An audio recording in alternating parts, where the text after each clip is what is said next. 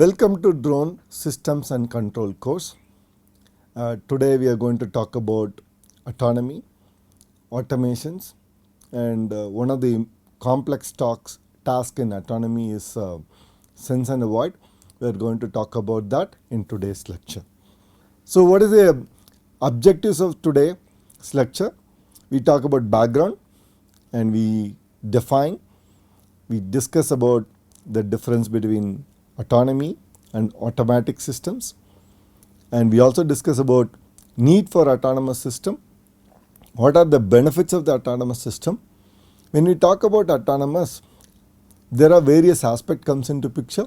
One of the important aspects with respect to the drone systems and control is a collision avoidance task. We will discuss them in detail. We will talk about the definition of collision avoidance, what we call as sense and avoid, and then we look at the various components in sense and avoid. What are the regulation and technical requirements, and then we look at what are the failure scenarios, how it's going to be influential, and how do we decide what sensor to be used in this particular lecture. Now, where we use drone, we use drone, particularly we build an autonomous drone for effective reconnaissance mission, territory protection, or we use it for civil applications like agriculture spraying, right? Or we use it even for land survey, or we even use it for infrastructure detection. Now, I'm just taking an examples of reconnaissance mission to talk about autonomy need.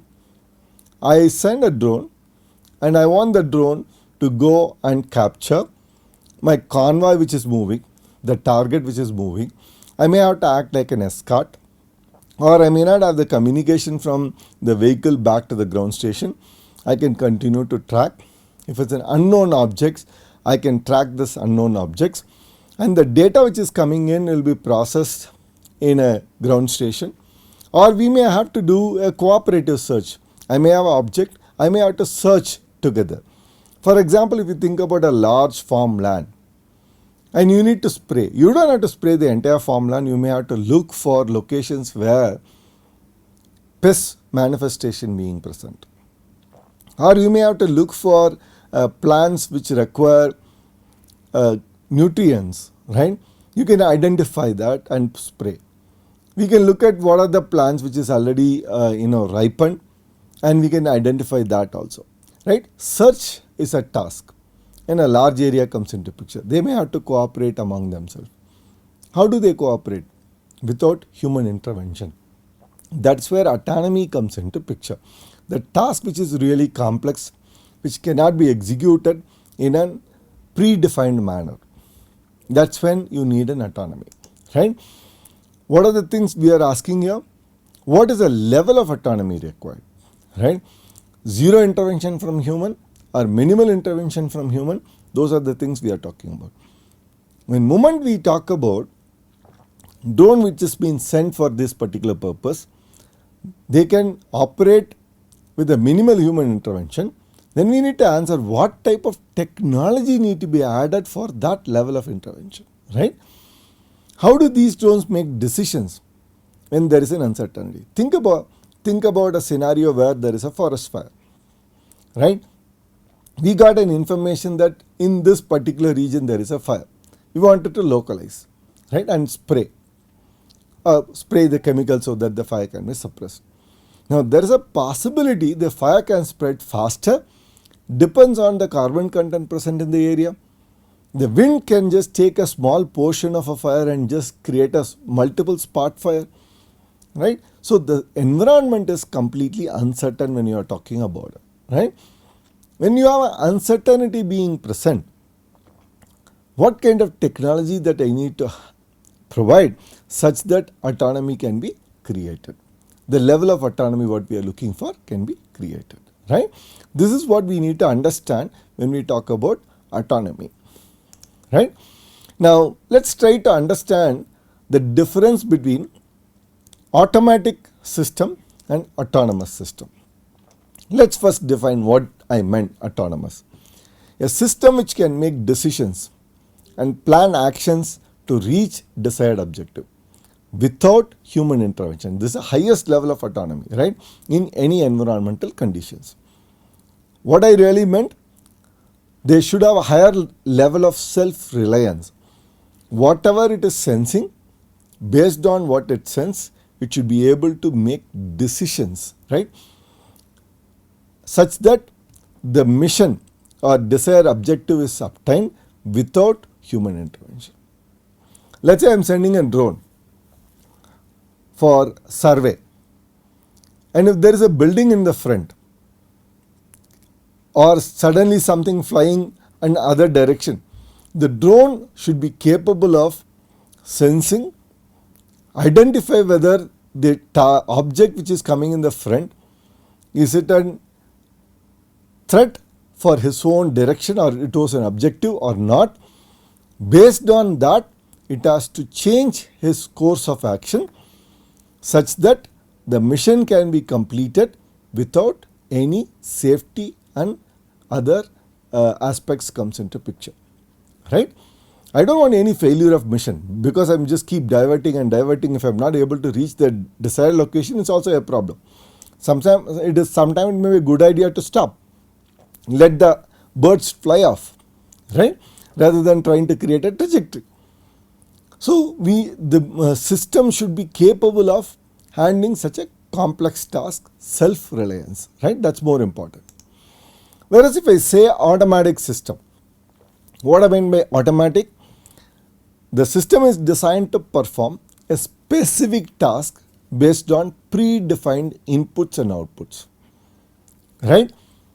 Auto landing, automatic landing system. What happens? It comes to the height 10 meter.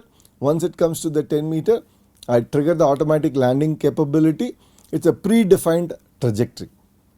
No matter what wind and everything, it descends down at 3 meter per second and just land.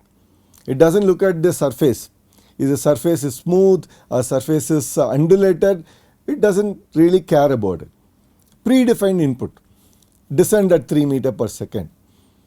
It doesn't ask a question, should I descend at 3 meter per second? It's very important, depends on the payload that you are carrying. Let's say you are carrying an organ from point A to point B. Then you may have to think about, is that the good speed at which I can descend?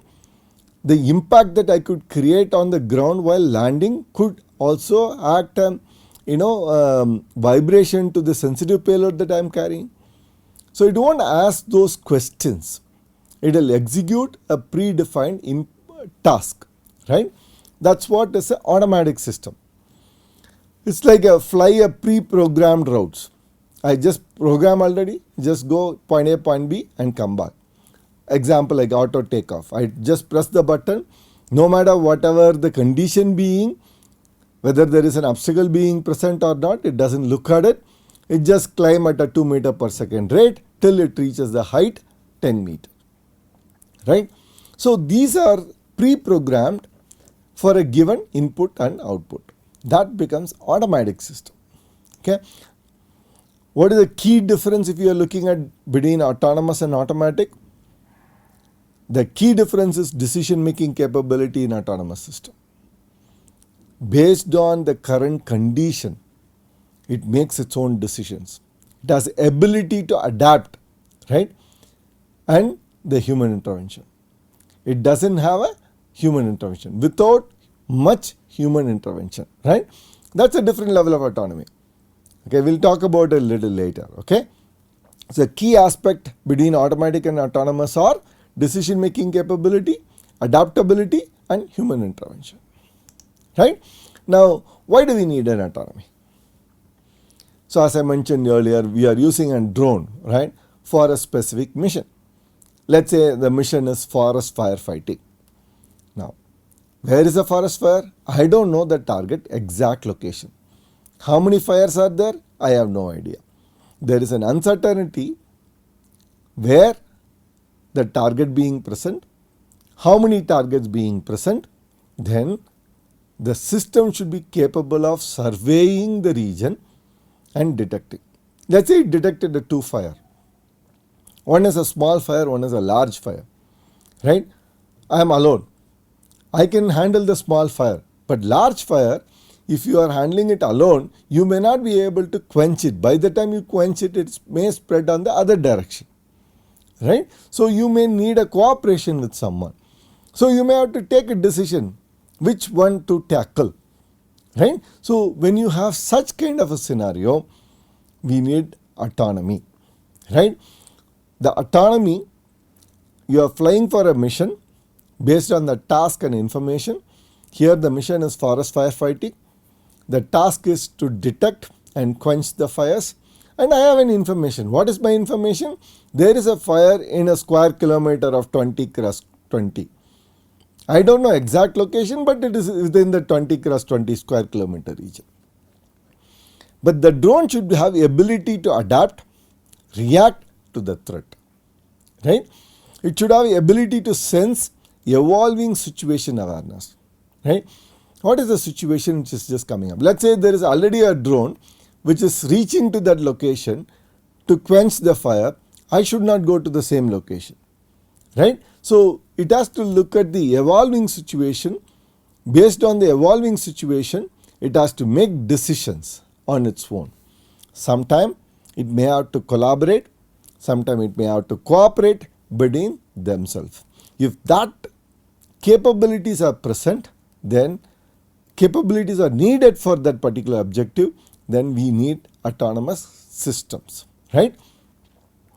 If you are looking at a repetitive, high precision task, right? I'm going to just go and keep a stone, right, at one particular point. I'm going to keep doing that repetitive task, and I wanted to keep it at precise, right?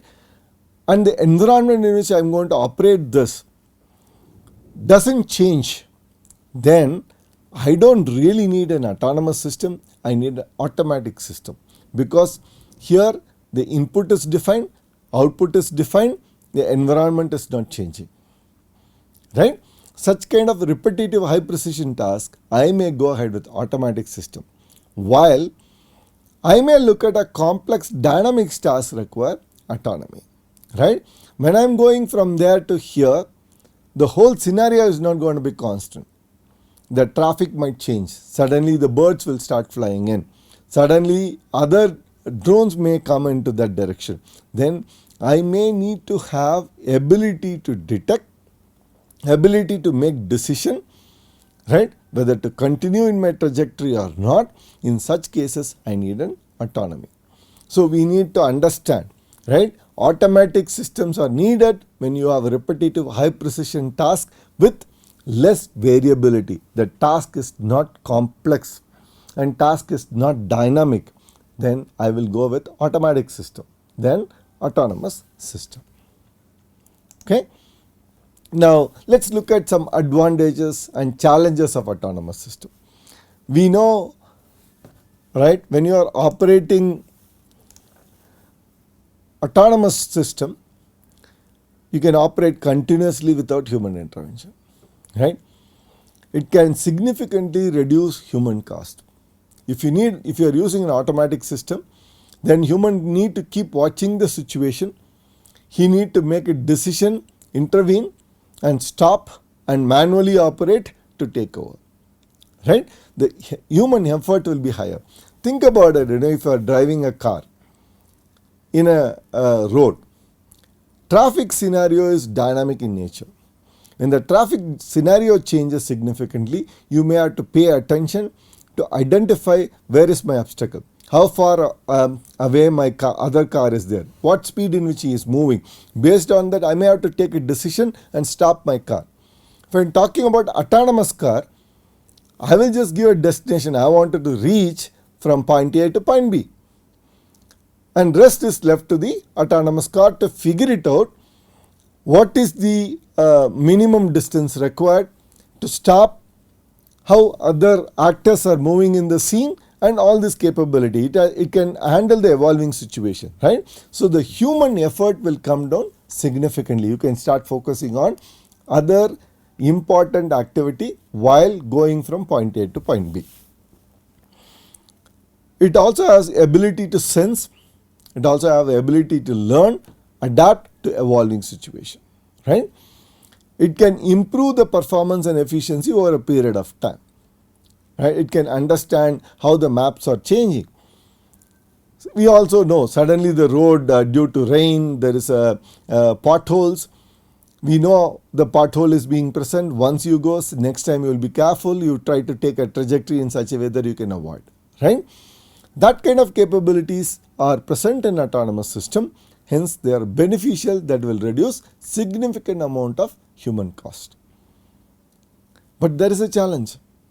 If you want to bring in such kind of an autonomy, you have to pay high cost. The sensors which is needed. Not all sensors is capable of detecting at all condition. Then we need to look at reliability aspect of it. We also have to look at the safety, right? So cost and safety are the important implications of highest level of autonomy, right? That's a factor we need to remember.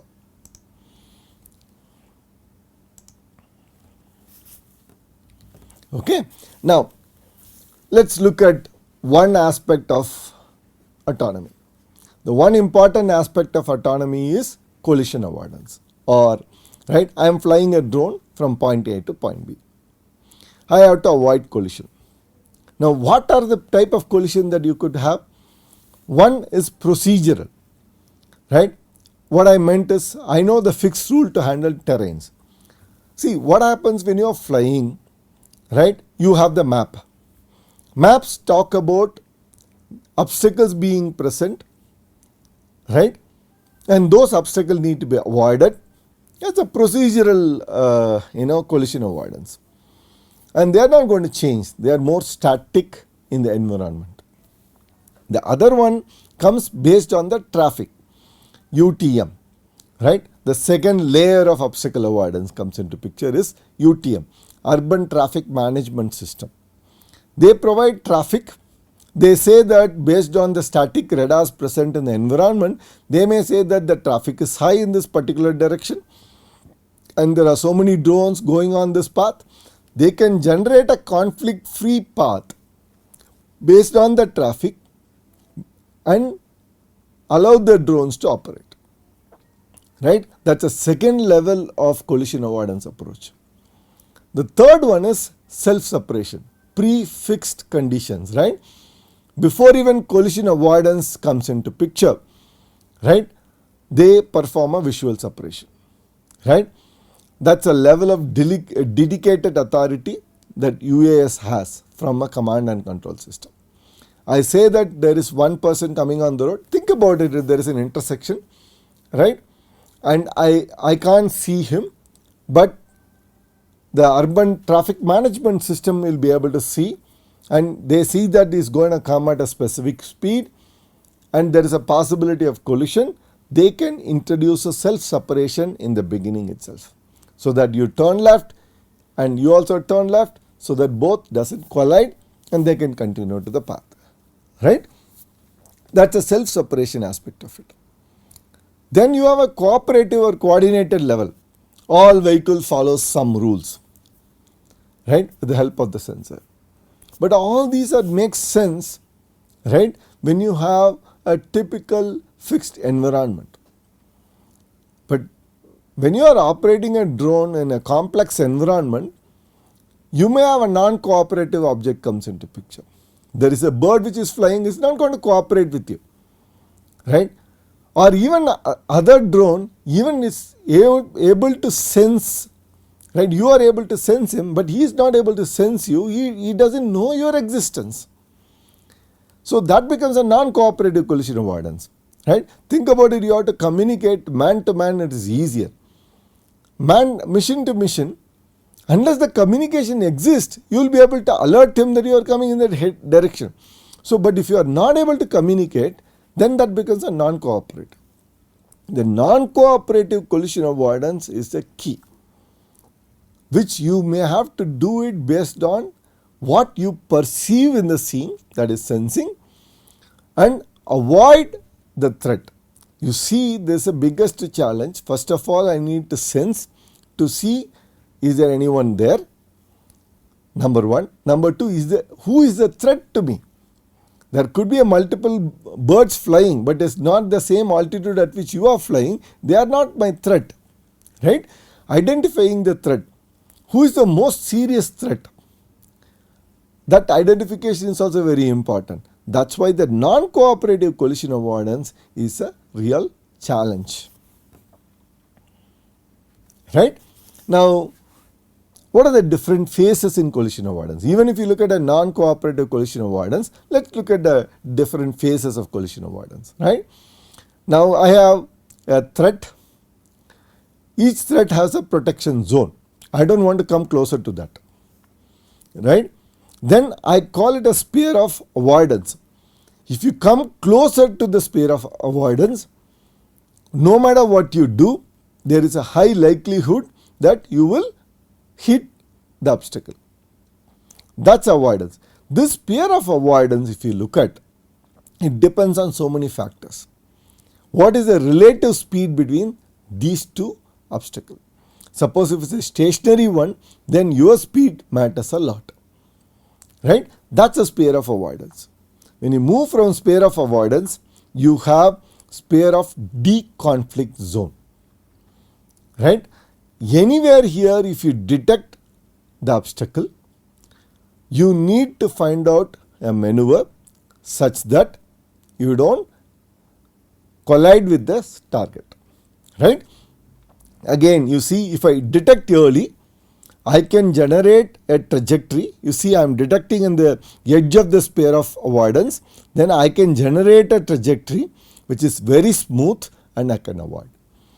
If I am detecting it closer to the sphere of avoidance, then my trajectory will be aggressive to do it. But if I am at the edge of sphere of avoidance, I may have to evasive maneuver, which may leads to very aggressive maneuver with a high acceleration, and that may damage my payload. You see, it depends on payload what you carry, what sensitive payload that you carry, and this sphere of avoidance and the sphere of de-conflict zone will change. It also depends on the speed at which these two vehicles are coming. This phase is called phase 2. Then you have a phase 1 in which you can also handle, right? Phase 1 is more about traffic based, right? If we talked about it in earlier slide, right? It could be a traffic or UTM traffic can just tell you, or you know the predefined path, you have handled it all this in offline and path planning. We talked about it, right? Global path planning. When you do global path planning, you know static obstacle, where they are present, all the terrains aspect of it, you can take it and plan. Global path planning, you can also take the information of when other aircrafts going to fly through the zone, and you can always find a trajectory in such that you don't have any conflict with them. But this one, you started little late from your initial point, or due to wind or due to some reason you are making a maneuver, because of that you got delayed. I can use the traffic data to deconflict. That's a phase 1 deconflict zone, right? Usually what we do, we define this phase 1 and phase 2 in terms of seconds rather than the relative velocity. So I want at least 40 seconds separation, traffic could just give me. I want 25 seconds of separation for me to compute the feasible trajectory, right? Moment you come into sphere of avoidance where you have to do evasive maneuver, you have a little reaction time. How much is the reaction time is possible? That again depends on the dynamics of the vehicle, right? You have to take the dynamics of the vehicle into picture and define this time. But what is more important, the protected zone is independent of the time, it depends on the shape. It also depends on sensor capability. Suppose if you are detecting an obstacle at location A and you are using GPS to say it, your sensor uncertainty, right? Your GPS position may be wrong, plus or minus, let's say 10 meters or 1 meter or 5 meter. That defines how much separation that I want as a protection zone. Okay? Please understand the relationship between shape of the drone, their capability, and the speed, relative speed, which is always defined in terms of time, right, and dynamics of it, how flexible they are in operating. Okay. Now let's look at some components of sense and avoid, right, or collision avoidance. Both sense and avoid and collision avoidance are the same, right. It's a complex task. You just have to understand it requires autonomy. That's the reason I'm trying to bring it up, right. Because if you see, you need to know, you need to first detect. That depends on what kind of sensor that you are carrying. Depends on the speed, you may have to have a sensor which can detect and target far away. For example, if you are looking at an obstacle, which is a metro pillar being present and you are flying, what is your sensing area? Within that region, you are able to detect your obstacle, right? That's very important. Your initial path says there is nothing, so I can go straight, but suddenly I see a pillar. Now I have to modify my path, right? That depends on sensing region. And you modify the path and you take a red path, come back to original trajectory, and then you can reach your final position, right? You need to recalculate your trajectory. What we have, local path planning need to be done, which requires sensing to detect the obstacle. This is for static case. What about dynamic case? I am an UAV, there is another UAV, we are all flying, right? I am going in the direction, UAV B is flying in this direction, UAV A is flying in this direction. Now, first I need to detect the presence of UAV B. I need to find out the heading, right? I don't know what is the goal, right? What is the heading in which he is moving? I need to predict their trajectory. Find out whether it's going to be a conflict zone or not, right? If this is going to be a conflict zone, based on this conflict zone, I may have to generate a feasible trajectory, right? The trajectory I need to generate such that I don't get into this conflict zone, right? So that's why we call sense and avoid when we talk about collision avoidance as a solution, right? Ability to detect the threat in any environmental condition and avoid the threat is a very important aspect. It could be a stationary object, it could be a non-cooperative moving object, or it could be a non-cooperative moving objects. So you may have to handle this scenario. What are the things you need to do? Sense. What I mean sense? Sense to detect, is there any threat or not. If there is a threat, you may have to track the threat, how the threat is moving. Based on that, you may have to evaluate, is there any conflict due to this threat. You may have to detect the conflict. The conflict may be in a probabilistic sense, because if there is a non-cooperative object, you really don't know what is it going to do, right? The collision zone in a probabilistic sense we need to determine, right? That aspect belongs to sense. The avoid, you may have multiple threats in the region. You may have to prioritize which threat I will take care of first, which one will be second, which one will be the third, right? Prioritization is very important. Once you prioritize, you have to determine the trajectory and execution need to be done. Execution will be taken care by your flight control system, right? But the trajectory need to be generated. The trajectory whatever you are generating, it should be a feasible trajectory. Again, you cannot give a trajectory suddenly which is very difficult for the UAV to maneuver because of the dynamics of the system, right? That requirement will be imposed on determination. Coming back to this figure, the sense part, based on my sensor, I am seeing a threat, I am tracking the threat for some time, and based on the track information, I am expecting this white zone where there could be a collision could happen, and I have only one threat in this case, I have to avoid it. Now avoidance part, the priority is only one threat, so this is my priority. I have to determine the trajectory such that I don't collide with this UAV, right? I may have to generate a trajectory which is feasible, right? I am generating this being a feasible trajectory, and that is being executed by your maneuver control system present in the aircraft, right? So this is very important component. Now let's get into definition of these components. Okay, there are three aspects in sense, right? What I mean, detect, identify any type of target in any weather condition. Think about it. You put a camera, day camera, right, and you are operating in a dark conditions, it would be very difficult to detect. If you are putting day-night camera, you need some illumination aspects of it, right?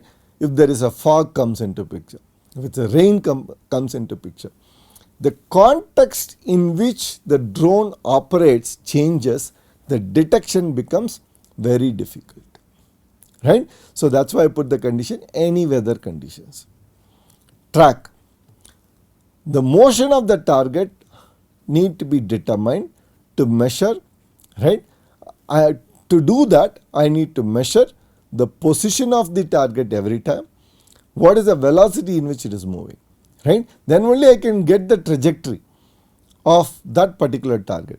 If the trajectory is going to interfere with my trajectory, then it becomes a threat, right? That's what I meant evaluate.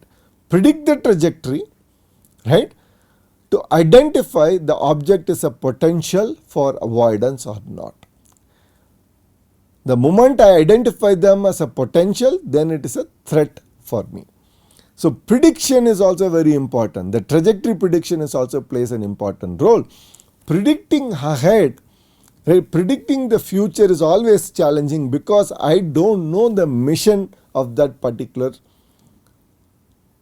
target, right? I don't know its objective. Because I don't know this objective, I can predict only in probabilistic sense, right?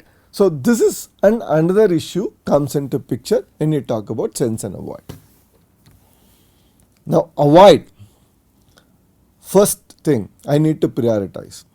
Choose the object and start the decision making. Now what to choose? I can say is a high speed target. I may have a target very closer to coming very at slow speed.